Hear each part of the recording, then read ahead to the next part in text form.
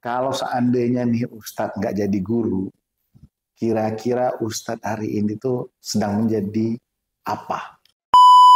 Ketika saya dulu mulai awal belajar bahasa Inggris itu karena kesukaan saya kepada matematika tuh saat itu ya untuk diri saya Oke. itu berkurang tuh Ustaz. Sehingga saya Berkurang suka matematika. betul Ustaz. Kayaknya sudah mulai menemukan kesulitan. Betul Bukan Ustaz. berkurang. Jadi materinya sudah mulai naik. Udah nggak mampu. Itu kelas 1 SMA Ustaz. Oke. Kelas 1 SMA tuh Ustaz. Bahkan doa Nabi Ibrahim 4000 tahun sebelum kelahiran Nabi Muhammad saja, dia berdoa seperti doa yang mencirikan dia berharap generasi terbaik itu seperti seorang guru, dan ternyata yang lahir itu adalah Rasulullah SAW. Orang Indonesia itu memang sengaja dibikin nggak bisa bahasa Inggris, sehingga dia tidak bisa bersaing tuh. Ini ya agak kontroversial, tapi saya percaya tuh Zat, itu menjadi nyata karena ya saya juga merasakan tuh kita belajar mulai dari SD sampai SMA tuh. Karena sudah terlalu banyak anak yang belajar bahasa Inggris itu mereka kebawa dengan budaya barat itu. Belajar bahasa, belajar budaya. Betul. Kayak gitu. Makanya quote-nya itu kan, you learn language, you dive to the culture. Bayangkan 10 tahun ke depan siswa-siswi ini sudah lancar berbahasa Inggris. Apa yang ingin antum mereka ingat dari cara antum mengajar? Saya selalu ingat nasihat para ulama tuh satu tuh. Saya nggak pernah ingin tuh mereka akan ingat saya tuh. Ya Allah. Betul.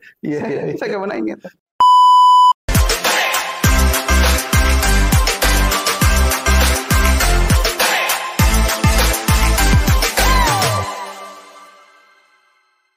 Assalamualaikum warahmatullahi wabarakatuh. Alhamdulillahirrabbilalamin. Allahumma sholli ala Muhammad wa ala ali Muhammad.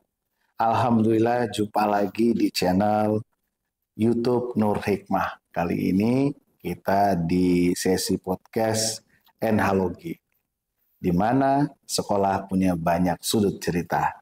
Nah, kali ini saya Agus Riwarman mengundang salah satu guru yang denyutnya itu sampai terasa ke rumah siswa. Karena beliau sangat luar biasa dalam mengajar dan juga mendidik para pelajar di SMA IT Nur Hikmah. Beliau adalah seorang guru bahasa Inggris dari SMA IT Nur Hikmah, Ustadz Sobihul Ikhwan. Masya Allah. Assalamualaikum Ustadz. Waalaikumsalam warahmatullahi wabarakatuh. Masya Allah. Ini Ustadz Ikhwan ini adalah seorang guru muda yang produktif dari SMA IT Nur Hikmah. Amin. Gimana kabar Ustadz Ikhwan? Baik Ustadz. Alhamdulillah tuh. Alhamdulillah ya. Ya apa namanya? Menghabiskan kebiasaan dengan hal-hal positif tuh. Barakallahu fiik. Alhamdulillah tuh. Ya, alhamdulillah. Jadi Ustaz Ikhwan ini adalah seorang guru bahasa Inggris dan ternyata bahasa itu penting banget Ustaz. Betul Ustaz. Jadi Muhammad Al-Fatih itu dia itu bisa menaklukkan tembok Theodosius. Yang ibaratnya selama 1000 tahun itu tidak tersentuh sama sekali. 11 abad ya. Iya. 111 abad ya. 1100 tahun tuh. 1100 tahun nyaris nggak tersentuh tembok.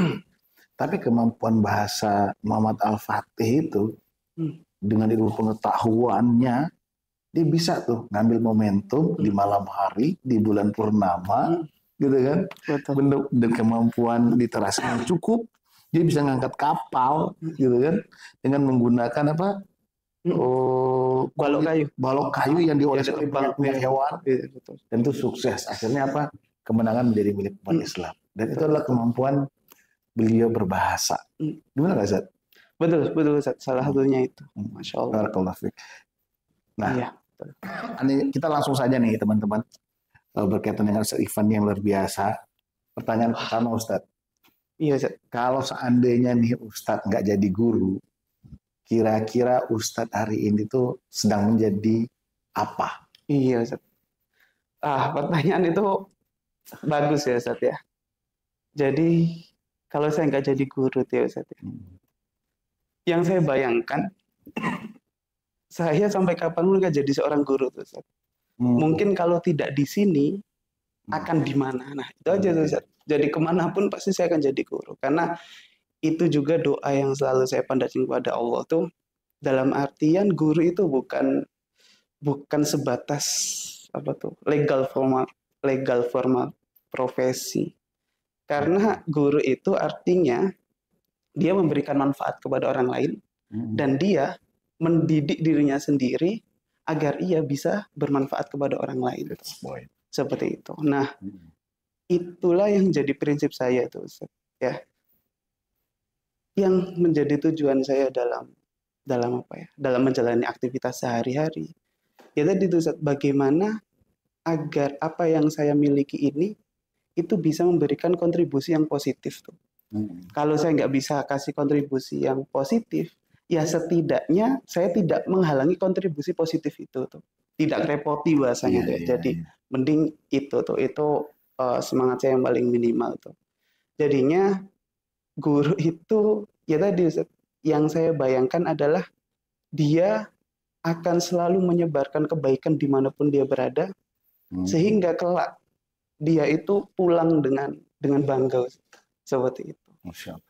Artinya gini ya, jadi guru ini bukan pekerjaan. Betul. Dia tapi, bukan sebatas pekerjaan. Tapi kayak seperti sebuah misi. Itu adalah tugas para nabi, Ustaz.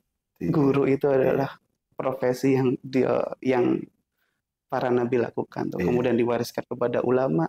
Nah, kemudian kita ini nih, guru-guru yang sekarang mengajar tuh. Nah, semangat itu yang ingin saya selalu tanamkan dalam diri saya. Alhamdulillah kalau ada orang yang mempunyai semangat itu ya. Tapi setidaknya saya mulai dari diri saya terlebih dahulu tuh untuk memulai semangat itu. Dan alhamdulillah kita tidak akhirnya kita tidak mudah putus asa tuh, karena tadi itu Nabi Muhammad yang menjadi manusia paling mulia itu pekerjaannya sama dengan kita. Kayak gitu, menyebarkan ilmu, menyampaikan ilmu. Ya itu sih, Ustaz.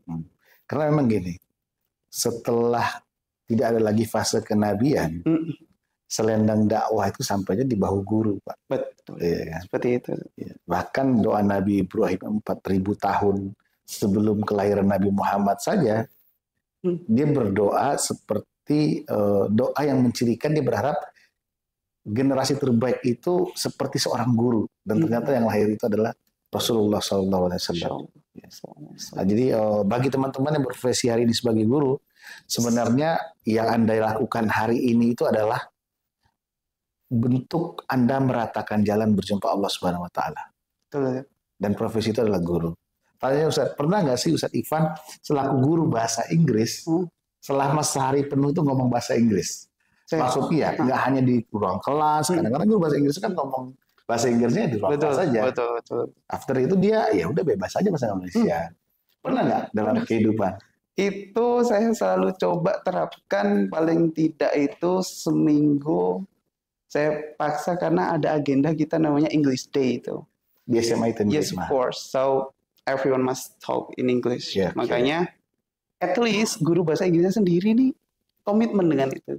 Meskipun nanti yang bahasa Indonesia itu kan kita yang megang itu peran beban moral itu tuh. Sehingga ya tadi sebisa mungkin kita harus komit dan kita harus bisa istiqomah agar nanti bahasa Inggris ini tetap jalan tuh. Karena habit yang saya bayangkan tuh, anak-anak ini dengan sekolah yang sebagus ini itu sudah harus mencapai tahap itu memang, Ustaz.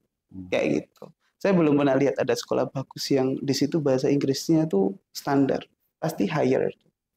Kan itu, dan itu yang sekarang jadi dakwah saya untuk tadi, Ustaz, bersaing atau melawan sekolah-sekolah Kristen, sekolah-sekolah Katolik tuh, Ustaz. Kayak gitu. Oke, artinya melawan di sini artinya mencoba bersaing. Betul, agar agar keunggulan generasi Muslim ini tetap bertahan tuh, Ustaz. Siap. Nah, artinya tapi pernah dilakukan ya, ibaratnya dari bangun subuh langsung bahasa Inggris. Pernah. Akhirnya sampai tidur lagi. Iya betul. Oke, I go to sleep gitu ya. Betul. Biasanya kalau saya bangun tuh pernah, kalau momen itu insya Allah pernah tuh. Pernah ya. Nanti saya akan jalan tuh, kemudian I just wake up and then I'm going to the bathroom and take shower and preparing my luggage. Dalam hati pernah nggak mengucapkan kalimat-kalimat? Biasanya kita kadang-kadang ngomong tuh di dalam hati tuh pakai bahasa Indonesia. Pernah nggak mengucap dalam hati itu pakai bahasa Inggris secara spontan gitu? Secara spontan? Iya, dalam hati. Pernah. Ya? Karena saat itu pas ngikuti lomba tuh. ngantarkan anak-anak lomba, dan itu lombanya debat bahasa Inggris tuh. Oke. Itu memang Ustadz Ikhwan ini sudah sangat dekat sekali dengan bahasa Inggris ya. Wah, itu alat dakwah saya itu. Alat dakwah. Betul. Nah, pertanyaan berikutnya Ustadz, apa sih yang membuat Ustadz itu jatuh cinta kepada bahasa Inggris? Kenapa nggak bahasa Persia atau bahasa Mandarin? Nah, betul. Iya, kenapa harus bahasa Inggris? Iya. Atau memang karena memang kultur di Indonesia ini sejak awal belajar bahasa Inggris, karena hanya itu ada bidang studinya. Saya masih ingat tuh, Ustaz.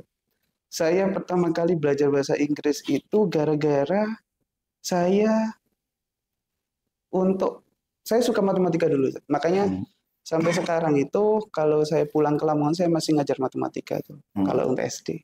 Tapi saya ingat ketika saya dulu mulai awal belajar bahasa Inggris itu karena kesukaan saya kepada matematika tuh saat itu ya, untuk diri saya itu berkurang tuh, sehingga saya berkurang suka matematika. Betul, kayaknya sudah mulai menemukan kesulitan. Iya, betul, bukan berkurang.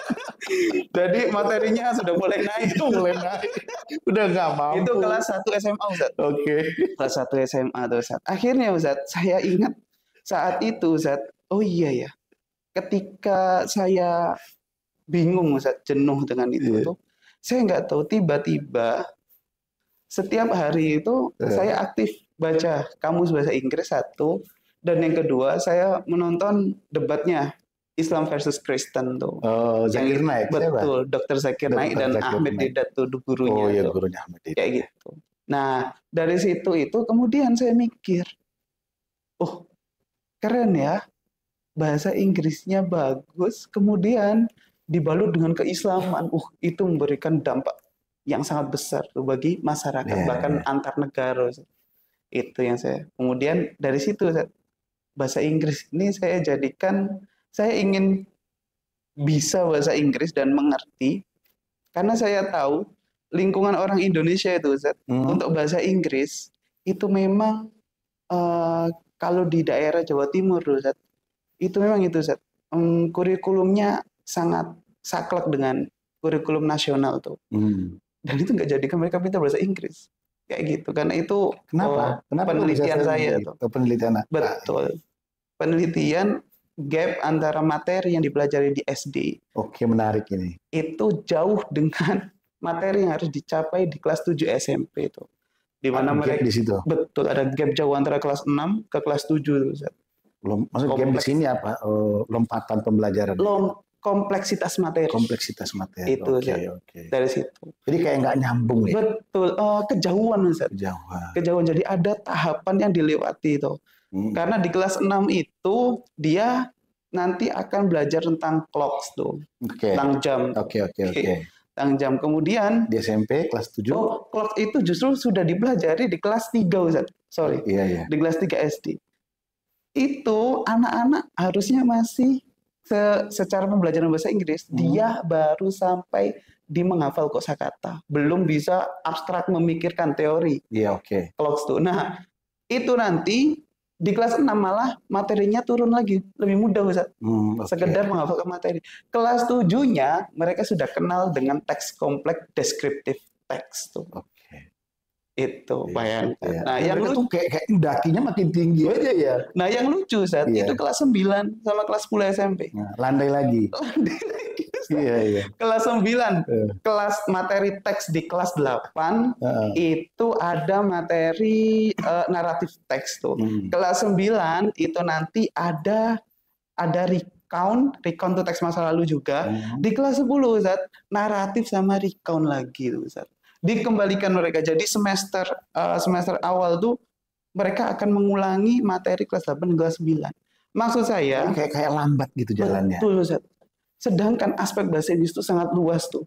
Dan saya bilang tadi, kalaupun mereka mengikuti misal dengan bagus sistemnya, tetap gak akan membuat mereka untuk bisa ngomong bahasa Inggris. Kenapa? Karena untuk sekedar memahami teori teks-teks tadi itu waktunya lama, Ustaz. Kita yang mengajar bahasa Inggris itu tahu tuh prediksi waktunya.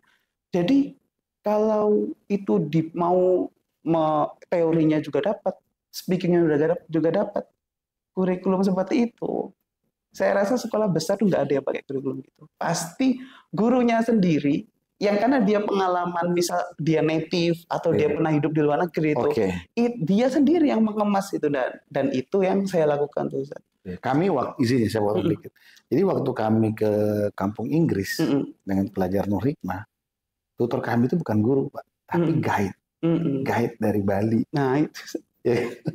Dan itu melakukan percepatan gitu loh. Nah itu makanya dibandingkan belajar dengan buku. Jadinya itu.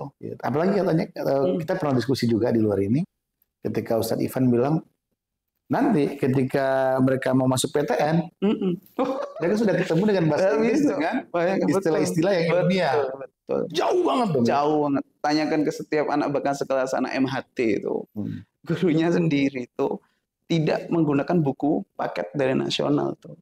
Sistem nggak sih ini sebenarnya? Sistem, sistem.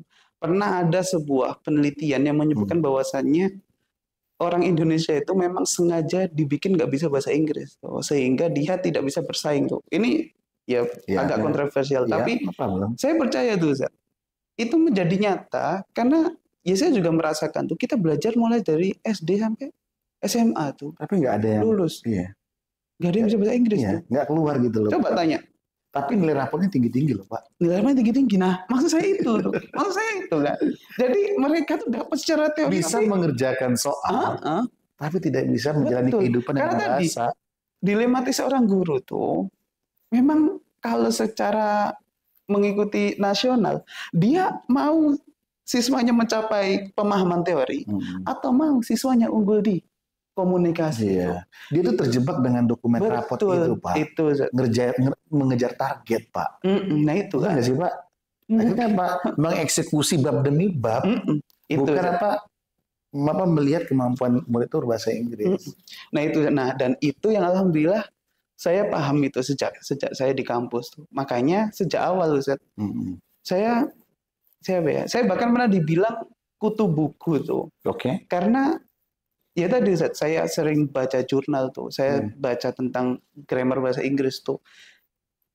Motivasi saya satu nih, anak-anak itu kalau mau belajar bahasa Inggris, saya harus bilang, kamu kalau mau belajar bahasa Inggris ke Ustadz.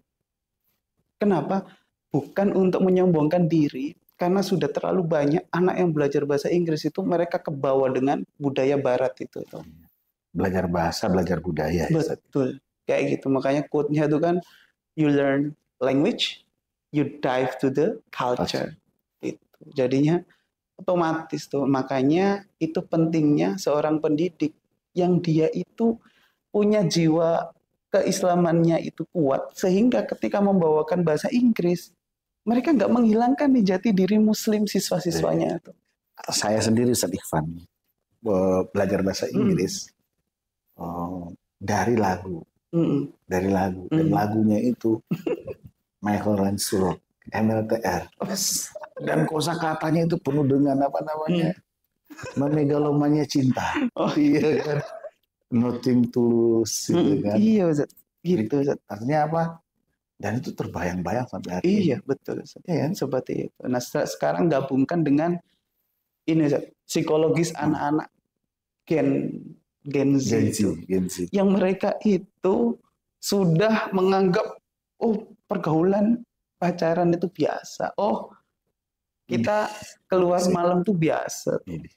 Gabungin aja dengan lagu itu. Udah akan menjadi sebuah mindset. Dan ini normal. Nah, kan itu. Di zaman dimana hal buruk itu dianggap normal, di mana zaman orang baik itu dianggap kuper. Kan itu. Iya. Tapi gimana dong? Media-media pembelajaran bahasa Inggris sekarang banyaknya dari lagu. Iya. Bagaimana Ustaz? Betul. Saya ini untuk lihat, karena ini yang memang diajarkan oleh guru-guru kami ya Ustaz ya. Saya sejak awal memang tantangannya sudah akan ke situ Ustaz. Artinya saya udah mempersiapkan sejak dulu di kampus tuh. Apa solusinya? Solusinya kamu harus bagus. Kamu harus berkualitas tuh dalam bahasa Inggris. Kenapa? Hanya guru yang berkualitas yang dia bisa membuat kurikulum bagi siswanya sendiri itu. Jadi tetap mempertimbangkan apa yang diinginkan pemerintah itu, tapi kita tidak melepaskan bahwasanya ini loh yang mereka lebih butuhkan. Seperti itu, Ustaz. Jadi dalam bahasa Inggris yang saya ajarkan, Ustaz, saya mind map semua materi yang akan saya ajarkan di kelas 10. Kemudian di kelas 11-nya apa, di kelas 12-nya apa, dan PTN-nya nanti tesnya seperti apa. Harus ini dulu, Zat. Nah, sehingga runtut dari kelas 10-nya nanti basic, naik ke kelas 11 dia naik, kelas 12-nya kepake untuk tes masuk ke perguruan tinggi. Tapi itu nge-break rules nggak sih sebenarnya? Apanya? Justru harus di-break. Justru sekolah-sekolah yang mereka nggak paham tuh, mereka akan ikuti nasional itu sehingga outputnya itu ya seperti yang pemerintah inginkan. Tahu nggak? Saya nggak bermaksud kalau keinginan pemerintah buruk. Tapi saya yakin yang paham bahasa Inggris ya. Kalau dibaca di kurikulum Merdeka, output dari lulusan bahasa Inggris kelas 12 itu mereka mencapai CEFR ya, Common Europe Framework itu levelnya B1, B1. Terus pernah nggak diteliti soal kesulitan untuk masuk ke perguruan tinggi itu levelnya apa? Levelnya C1. B1 ke C1 itu kita bisa bayangkan jaraknya itu jauh banget. Jauh banget. Ada A1 paling rendah, A2 ini level dasar, B1, B2 ini level intermediate, C1, C2 ini levelnya native. Native itu orang yang memang sudah, ya tadi mereka hidup dengan bahasa Inggris. Jadi bayangkan, kurikulum yang kita pelajari. Sementara dari kelas 12 sampai perguruan tinggi itu jarak cuman nggak ada jarak kan? Iya, nggak ada jarak. Makanya itu. Jadi kita disuruh untuk mengikuti kurikulum nasional, tapi di waktu yang sama, artinya kita menghilangkan peluang kita untuk lolos ke perguruan tinggi negeri kalau mempelajari lewat buku saja. Nah, dan itu kita bisa sukses di dokumen, tapi kita betul. Dan dari dulu tuh seorang guru tuh bukan untuk mengurus itu, dokumen-dokumen tuh. Oke lah, itu akan menjadi formalitas sebuah sekolah ya. Tapi jiwa seorang guru itu adalah mereka di kelas, jiwanya itu di kelas dengan siswanya. Jadi kesibukan formal apapun itu tidak boleh mengalahkan kesibukan di kelas. Kalau mau diambil pilihan, ya formilnya dikesampingkan, Ustaz. Kayak gitu. Kalau sampai di level paling dasar di mana kita harus memilih itu. Seperti itu, Ustaz. Tapi alhamdulillah sampai sekarang tuh ya tadi tuh kita punya AI, kita punya apa? Kita manfaatkan tuh. Karena kurikulum merdeka yang katanya merdeka pun itu tidak memerdekakan seorang guru tuh. Bayangkan tuh. Loh, katanya merdeka kan. Oke, RPP 1 halaman tuh. Apa coba? Ketika dinas menjelaskan, iya boleh RPP 1 halaman. Tapi lebih baiknya itu menjadikan sulit. Seperti itu, Ustaz. Makanya. Jadi sejak awal ide RPP 1 halaman itu berhenti di Kemendikbud tuh. Tidak sampai di sekolah. Ya ini kalau kita ngomong kayak gini sih, makanya luar biasa sih.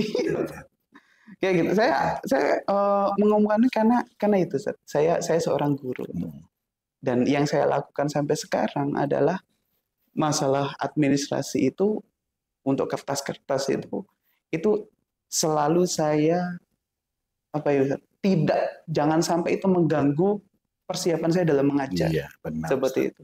Ya, ini kan banyak sekali ya di antara kalangan guru-guru itu terjebak, Ustaz, dengan dokumen-dokumen itu, sehingga dia membatasi dirinya untuk memberikan kemampuan terbaik dia di hadapan siswa. Nah, betul. Ya kan? Itu kita belum membicarakan tentang beban jam mengajar. Belum membayangkan variasi kelas yang dia ajar. Luar biasa. Kita belum bayangkan kesejahteraan yang dia terima, sehingga dia harus nyari di luar itu, sehingga dia nggak punya persiapan untuk ngajar. Kompleksitas itu, kita yakin kita akan tetap fokus ke semuanya, nggak bisa. Tetap tugas seorang guru sejak awal adalah dia mengajar di kelas tuh. Itu yang harus paham. Itu yang saya pegang. Oke, nah selanjutnya gini, Ustaz. Pernah nggak sih Ustadz mengajar bahasa Inggris dengan nilai-nilai keislaman? Iya, Ustadz ya. Wah, itu contohnya apa gitu loh? Betul, Ustadz. Pernah nggak? Itu adalah yang sampai sekarang itu saya jadikan itu, Ustadz, prinsip saya dalam mengajar. Contoh, integrasi keislaman tuh dia ada teorinya, yaitu teaching with Islamic integration tuh. Di mana ini kembali kepada pendidikan di zaman Rasulullah. Kenapa para sahabat itu kemudian mereka ilmuwan yang sampai sekarang karyanya dipakai, tapi mereka dari segi keislaman itu tidak kalah, Ustaz. Ya, keislaman mereka kuat tuh, ilmu pengetahuannya kuat tuh. Kenapa? Para ulama menjelaskan tuh, karena ketika mereka mempelajari Al-Quran, hati mereka di situ, Ustaz. Sehingga Allah itu kirimkan petunjuk tuh. Akhirnya mereka nemu tuh, oh ini nih ilmu pengetahuan. Dan itu terjadi kepada apa ya contohnya ya? Nih, kimia, Ustaz. Kimia itu ilmu yang sekarang kita pakai itu. Kalau mungkin kita belajar, Ustaz. Kimia itu penemunya tuh atom kalau nggak salah. Itu John Dalton tuh namanya. Ya. Tapi Ustaz, kita kalau kulik sejarah itu lebih jauh, Ustaz ya. John Dalton itu belajar ke gurunya. Kita akan nemu seorang ilmuwan besar tuh. Namanya Jabir bin Hayyan tuh. Siapa? Bapak kimia modern. Yang sampai sekarang karyanya dipakai itu. Dia nemu dari mana itu? Dia baca Al-Quran, Ustaz. Ya, dari Al-Quran. Di surat Al-Hadid, Ustaz. Surat besi. Surat besi, Ustaz, betul. Dan kami turunkan besi itu diteliti sama dia. Oh, sampai sekarang akhirnya kita paham besi ini tidak pernah menjadi benda bumi. Benda dari bumi. Itu dia Allah sendiri yang turunkan dari luar tuh. Kemudian dari situ John Dalton teliti itu. Oh, besi itu kemudian dia diturunkan, akhirnya kita kenal dengan rumus atomnya Fe itu. Seperti itu, Ustaz. Dan itu ketika diteliti lagi, Ustaz, itu Fe itu dia punya isotop tuh, dan itu sesuai dengan surat Al-Hadid yang dia itu ayat dan nomornya tepat itu. Itu adalah salah satu khazanah yang kita ingat tuh. Nah, maksudnya Ustaz sendiri dengan bahasa Inggris ini bagaimana mengintegrasikannya dengan keislaman gitu. Di bahasa Inggris atau itu mungkin lagunya lagu Maher Zain. Enggak atau gimana gitu. Kalau lagu Ustaz, itu anak-anak receh lah ya. Itu Ustaz, enggak gimana ya? Mereka suka, tapi kalau di lagu Maher Zain itu apa sih gitu ya? Apa sih kok Maher Zain gitu. Jadi kita masanya harus lebih lembut, Ustaz. Nah, akhirnya Ustaz, maksudnya agak lebih lembutnya, jangan sampai mereka merasa. Jangan sampai mereka merasa, kayak gue diarahin gitu. Betul, ya. Betul, nah gitu Ustaz. Nah, kemudian yang kita lakukan adalah karena memang saya belajar tentang Islamic integration itu, Ustaz, itu setiap kita mengajar konteks bahasa Inggris, selalu kita selipkan yang namanya ayat Al-Quran tuh. Ayat Al-Qur'annya harus pakai bahasa Arabnya tuh. Kenapa? Sekaligus menjadi doa pembuka kelas tuh. Contoh, di bab kemarin itu kita mengajar di bab deskriptif teks tuh. Teks deskriptif. Ya, teks deskriptif. Integrasi keislamannya adalah ketika Allah berfirman dalam surat Al-Baqarah tuh, inna fi khalqis samawati wal ardi waqtilafil laili wan nahari wal fulkil lati, dan lihatlah penciptaan Allah itu bagaimana kapal berlayar, bagaimana siang dan malam. Jadi Allah memberikan deskripsi itu, bagaimana ciptaannya. Nah, akhirnya kita bisa masuk. Nah, teman-teman, apa hubungan ayat ini dengan materi kita hari ini? Nah, dari situ tuh. Sehingga siswa, oh iya Ustaz, ada yang jawab, oh iya Ustaz, ayat itu menunjukkan gambaran alam semesta. Nah, hari ini kita akan belajar tentang cara menggambarkan sesuatu yang kita kenal dengan deskriptif teks. Nah, itu persepsinya sudah masuk. Gitu, Ustaz. Sering dilakukan ya? Sering dilakukan, Ustaz. Itu jadinya ya itu sih, Ustaz. Yang keren. Sehingga apa ya, Ustaz ya? Saya masih ingat kata guru saya tuh. Seorang guru itu bisa jadi, seorang manusia itu bisa jadi Allah akan tanya dengan aktivitas yang paling ia banyak lakukan semasa ia hidup. Ya kalau kita seorang guru, tiap hari kita bekerja, tiap hari kita cari nafkah tuh, sebagai seorang guru tuh, ya Allah akan tanya tuh, kamu ngajar apa? Matematika. Ya artinya dia dihisap dengan waktu-waktu premium dia. Gitu ya. Itu saja. Jadi kalau nanti Allah tanya, bahasa Inggris yang kamu ajarkan bikin dia lebih kenal saya apa enggak? Kita jawab Ustaz. Nah itu saya nggak pernah paksa mereka untuk memahami itu tuh. Tapi itu sebagai itu Ustaz, tanggung jawab moral saya kepada diri sendiri. Seperti itu.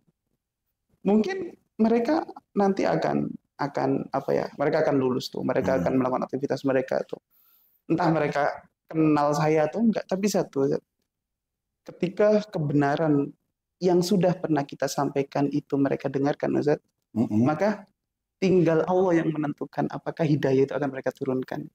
Apakah Allah akan turunkan kepada mereka tuh. Ya udah, itu aja Ustaz. Yang penting tanggung jawab saya itu menyampaikan tuh. Itu. Nah, mungkin dua dari terakhir nih Ustaz. Apa pesan-pesan yang bisa Ustaz sampaikan kepada guru-guru muda yang hari ini berada di ruang kelas? Iya. Apa? Yang ingin saya sampaikan kepada guru-guru muda ya. Satu, Anda itu mengajar seorang anak, seorang muslim yang dia itu akan menjadi generasi penerus. Dan generasi penerus itu tidak akan mungkin bisa tercipta, tidak akan mungkin bisa lahir kalau dia kehilangan jati dirinya sebagai seorang muslim tuh. Maka tugas utama seorang guru adalah memastikan bahwasanya dia mendapatkan ilmu tapi tetap dalam koridor dia sebagai seorang muslim. Dia tidak lepas. Sehingga generasi Indonesia ke depan itu adalah generasi yang dia itu baik secara akhlak karena memang mereka mengikuti syariat tuh. Dan dia berkualitas secara akal tuh. Sehingga pikiran-pikiran dia akan mengikuti kaidah-kaidah Islam tuh. Yang mana kita sebagai muslim harus yakin bahwasannya ya dunia ini diciptakan, Al-Quran yang kita pegang itu adalah pedoman sampai nanti dunia ini berakhir. Artinya ilmu-ilmu itu sudah ada di dalamnya tuh. Sehingga kita tidak akan pernah rugi mengajarkan keislaman ke mereka. Karena dengan keislaman itu mereka pasti akan menghasilkan pikiran-pikiran yang berkualitas tuh Ustaz. Jadi Ustadz Ivan ini sedang bilang begini simpelnya. Kayak gitu. Dia ingin umat Islam hari ini itu kembali ke Golden Age. Betul. Di zaman dinasti Abbasiyah. Di mana pemuda-pemuda itu mereka bersujud kepada Allah, setelah itu mereka menjadi ilmuwan. Betul. Dan menyinari dunia itu dengan ilmu pengetahuan. Itu Ustaz. Betul. Barakallahu fiik. Itu Ustaz. Ya. Ada yang menarik Ustaz. Kita kan pernah sering membaca ya di lintasan-lintasan Instagram seorang kakek-kakek yang dia itu sudah menghabiskan banyak sekali buku di toko bukunya dan dia artinya apa? Jumlah baca bukunya itu tinggi banget jamnya. Sampai dia usia tua, dia punya toko buku di Maroko itu. Ketika ditanya, dari semua buku yang kamu baca, coba referensikan satu yang terbaik. Apa kata si pemilik toko buku itu? Al-Quran. Iya. Dan ternyata Al-Quran itu sumber segala-galanya. Iya. Gitu. Itu. Jadi, Masya Allah. Nah, terakhir Ustadz, terakhir banget, Anda pengen antum bayangkan 10 tahun ke depan siswa-siswi ini sudah lancar berbahasa Inggris. Apa yang ingin antum mereka ingat dari cara antum mengajar? Apa yang ingin saya ingat dari cara saya mengajar ya? Di dalam pikiran mereka gitu. Dalam pikiran mereka. Ya, mereka udah bisa nih bahasa Inggris nih. Apa yang antum tanamkan? Ternyata seorang Ustadz Ivan ini dulu di kelas 12 memorable lah. Antum tuh memorable di mereka gitu. Iya. Saya selalu ingat nasihat para ulama tuh satu. Saya nggak pernah ingin tuh mereka akan ingat saya tuh. Insya Allah. Betul. Saya nggak pernah ingat. Tapi satu ya. Ketika repetisi kebaikan yang saya sampaikan, itu baik mereka senang atau sedih atau marah. Tapi ketika suatu titik di kehidupan mereka nanti mereka ingin mencoba kembali menguatkan keimanan mereka, Ustaz. Maka saya yakin kebaikan-kebaikan yang dulu pernah saya sampaikan, mereka akan ingat lagi. Ustaz. Seperti itu. Karena emang sunatullahnya gitu. Allah buka hidayahnya sehingga nasihat-nasihat baik yang dulu pernah ia lupakan tuh ingat kembali. Jadi kuncinya ya saya ikhlas menyampaikan ilmu saya ikhlas meskipun nanti mereka gimana karena memang ini tanggung jawab saya pribadi kepada Allah kelak, Ustaz. Itu sih Ustaz, mungkin Ustaz. Barakallah fiik. Terima kasih Ustaz Ivan yang sangat luar biasa berbagi. Sebenarnya tadi kita ingin membahas tema spesial bahasa Inggris. Tapi Ustaz Ivan ini bisa membawa kita itu menembus batas diskusi-diskusinya. Sehingga akhirnya kita membahas tentang guru, membahas kebijakan sedikit. Iya kan? Iya Ustaz. Ragam yang luar biasa. Barakallah fiik. Jazakallah Ustaz Ivan sudah berbagi di bab 3 enhalogi kali ini. Nah, sebagai sebuah kenang-kenangan kami menyiapkan satu hadiah buat Ustaz. Nih. Wah. Ini topi spesial yang nggak semua orang punya nih. Nggak semua orang punya. Setuju. Iya betul Ustaz. Ya, coba lihatin di kamera Ustaz. Nah, baca dong. Nur Hikmah Podcast Enhalogi. Wah, mantap. Karena sekolah punya banyak sudut cerita. Wah, alhamdulillah. Ya, demikianlah pemirsa semuanya. Jazakallah Ustaz Ivan sudah berbagi. Jangan lupa like, share, dan subscribe channel YouTube Nur Hikmah. Assalamualaikum warahmatullahi wabarakatuh. Waalaikumsalam warahmatullahi wabarakatuh. Barakallah fiik. Jazakallah Ustaz Ivan. Siap Ustaz.